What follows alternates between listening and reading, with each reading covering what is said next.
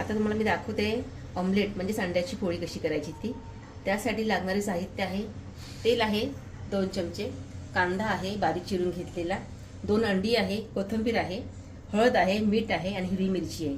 मी लाल मसाला टाकून सुद्धा करू शकता. काही लोक हिरवी मिरची टाकतात, काही लोक लाल मिरची मसाला टाकतात.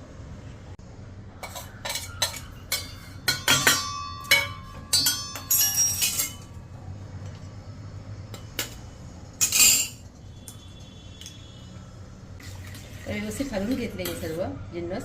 तर मी कोथिंबीर टाकते. व्यवस्थित एकजीव करून घ्यायचं. आणि आता मी तेल तापत ठेवते. आता तेल तापलेलं आहे, गॅस मी मध्यम ठेवते. ती आता मी तव्यावर टाकते. आता मी गॅस बंद करते. आपली अंड्याची पोळी झालेली आहे, खाण्यास तयार. ही आपली अंड्याची पोळी रेडी. यालाच आपण आमलेटही म्हणतो.